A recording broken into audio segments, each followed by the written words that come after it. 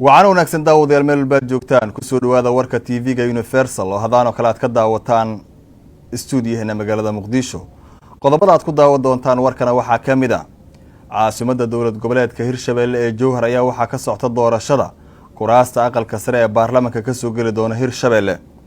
madaxweynaha dowladda federaalka Soomaaliya Maxamed Cabdullaahi Farmaajo ayaa waraaqaha aqoonsiga ka gudoomiyay danjiraha wadanka Sweden. ururada bulshada rayidka ayaa war ka soo saaray xaaladda siyaasadeed ee wadanka iyo waliba kiiska Ikraan Tahliil Faarax. maamulka gobolka Banaadir ayaa guddi u saaray la wareegida isbitaalada Yardamiil iyo Jazeera. odayaasha dhaqanka beesha ay ka dhalatay Ikraan Tahliil ayaa ku kulmay Muqdisho iyagoona ka hadlay kiiska Ikraan Tahliil Faarax. qodobadaas iyo qodobo kale ayaad warkeena ku daawan doontaan.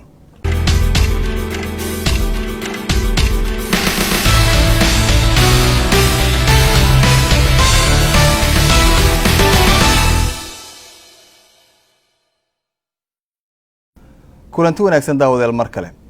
caasimadda dowlad goboleedka Hirshabelle ee Jowhar ayaa waxaa ka socda doorashada kuraasta aqalka sare ee baarlamaanka ka soo gali doona Hirshabelle iyadoo guud ahaan la adkeeyay ammaanka caasimadda Jowhar waxaana lagu arkayaa wadooyinka ciidamada ammaanka oo sugaya nabadgelyada waxaana halkaasi si toos ah sidoo kale uga socda kuraasta doorashadooda iyadoona qaybaha kala duwan ee bulshada Jowhar ku nool ay soo dhaweeyeen doorashadaasi. wixii ku soo kordha warka doorashada Jowhar wararkani dambe ayaad ku daawan doontaan. madaxweyne Maxamed Cabdullaahi Farmaajo ayaa waraaqadaha aqoonsiga ka gudoomiyay danjiraha wadanka Sweden. afayeenka madaxtooyada ayaa arintaasi faahfaahiyay. Assalaamu calaykum. maanta oo ay taariikhdu tahay 14-ka bisha sagaalaad sanadka 2021 waxa uu madaxweynaha Jamhuuriyadda Federaalka Soomaaliya mudane Maxamed Cabdullaahi Farmaajo warqadaha aqoonsiga danjiranimo ka gudoomay safiirka cusub ee boqortooyada Sweden ay soo magacawday Soomaaliya mudane Par Lingod. ugu horeynba danjiraha cusub waxa uu madaxweynaha Jamhuuriyadda soo gaarsiiyay dhambaal iyo salaan uu ka wado boqorka dalka Sweden isagoo ka mahad celiyay soo dhaweynta diiran ee uu kala kulmay shacabka iyo dowladda federaalka ee Soomaaliya. waxa sidoo kale uu danjiruhu soo bandhigay qorshayaashiisa ku aadan sidii uu horumarin lahaa isla markaana u dardargelin lahaa xiriirka diblomaasiyadeed iyo kan iskaashi ee ka dhaxeeya labada dal. madaxweynaha Jamhuuriyadda ayaa dhankiisa ugu horeynba ugu hambaliyeeyay danjiraha cusub xilkan loo igmaday isagoo u ballan qaaday in shacabka iyo dowladda federaalka ee Soomaaliya ay ku garab istaagayaan howlaha loo igmaday ee diblomaasiyadeed.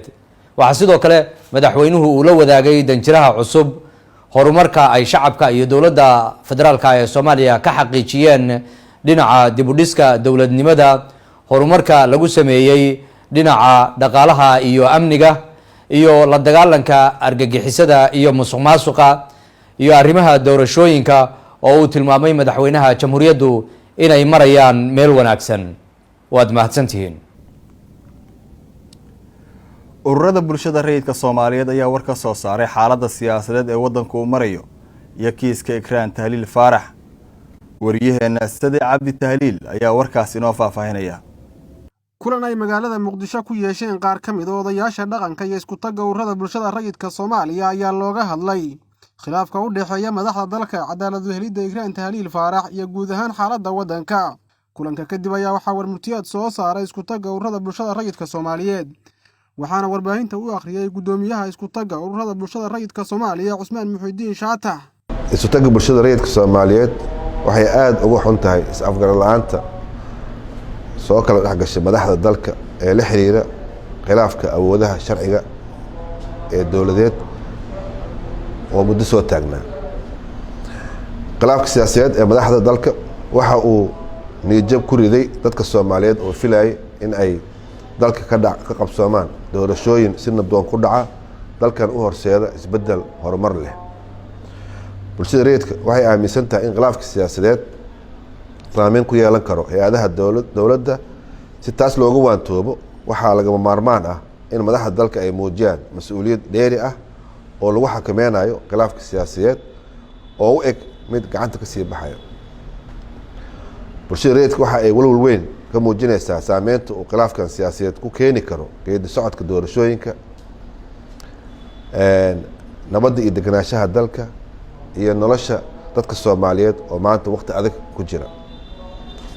sidaas darteed bulshada rayidka waxa ay u aragtaa inay tahay laga maarmaan in la qaado tallaabooyinkan soo socda. kow, in arrinta igraan tahliil aana la siyaasadeen, waxaana soo jeedinaynaa in baaritaan dhab ah lagu sameeyo loona madax banaaneeyo maxkamadda ciidamada ee dacwada igraan gacanta ku hayso. labo, inuusan marnaba istaagin wadahadalka u dhexeeya madaxda dalka si loo dhameeyo khilaafka siyaasadeed ee la xiriira awoodaha sharciga dowladeed. saddex, in aanan la abuurin caqabado is-hortaag ku sameyn karo geedi socodka doorashooyinka oo maanta ah waqti aad loogu baahan yahay in dalka ay doorashooyin ka dhacaan. afar, in hogaamiyaasha dalka ay danta guud ka horumariyaan danaha gaarka ah iyo kala aragtiduwanaanshaha siyaasadeedba inay ka horumariyaan danta caamka ah. ugu dambeyn, bulshada rayidka waxay ugu baaqaysaa duubabka Soomaaliyeed, odayaasha dhaqanka, culamaa udiinka, waxgaradka, haweenka iyo aqoon-yahanada Soomaaliyeed inay u istaagaan sidii loo heli lahaa xal dhab ah oo lagu xaqiijinayo dhamaystirka khilaafkan oo aanan indhaha marna laga fiirsan karin. Saad Cabdi Taaliil, Universal TV, Muqdisho. maamulka gobolka Banaadir ayaa guddi u saaray la wareegidda isbitaalada Yardamiil iyo Jasiira. afayeenka maamulka gobolka Banaadir Saalax Dheere ayaa warbaahinta la wadaagay shir jiraa'id oo Muqdisho ku qabtay. bismillaahi raxmaani raxiim. ku socoto guddiga magacyadooda hoos ku xusan og maamulada isbitaalada Yardamiil iyo Jasiira, og taliska qaybta guud ee booliska gobolka Banaadir, og taliska nabad sugidda gobolka Banaadir, og gudoomiye ku-xigeenada maamulka gobolka Banaadir, og gudoomiyaha gobolka Banaadir ahna duqa magaalada Muqdisho. ujeedo magacaabis guddiga maareynta la wareegista isbitaalada Yardamiil iyo Jasiira ee gobolka Banaadir, iyadoo la tixraacayo warqadda sumadeedu tahay daha maga aga wa eber 43256 eber 21 ee ka soo baxday xafiiska agaasinka caafimaadka maamulka gobolka Banaadir iyo dowladda hoose ee Xamar, taariikhda markay ahayd 1 bisha 9 2021. ujeedkeeduna ahaa soo wareejinta maamulka iyo gacan ku haynta isbitaalada Yardamiil iyo Jasiira ee gobolka Banaadir, taasoo ku socotay maamulada labada isbitaal looguna qabtay muddo 7 cisho ah oo ka soo bilaabatay taariikhda ay ka soo baxday warqadda sare ku xusan.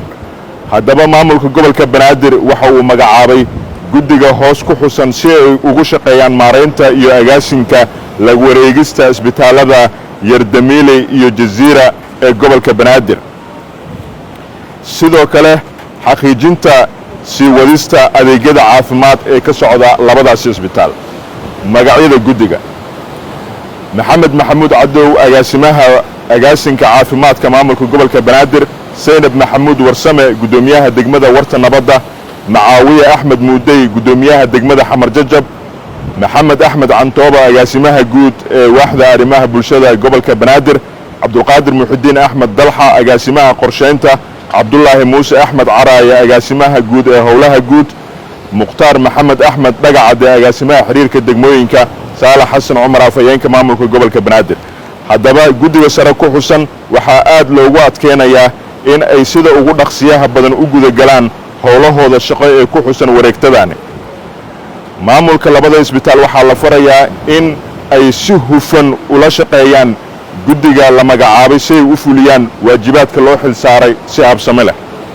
fiiro gaar ah: inta lagu guda jiro wakhtiga la wareegista labada isbitaal waxaa la farayaa maamulada isbitaalka sare ku xusan in aysan wax agab ah ka saari karin xarumahaasi, waxaana si gaara loo farayaa maamulada degmooyinka Warta Nabadda iyo Xamar Jajab in ay korjoogteeyaan hubiyaanna in labada isbitaal ay hirgeliyeen amarkaani ku aadan ilaalinta hantida dadweynaha ee taala labada isbitaal.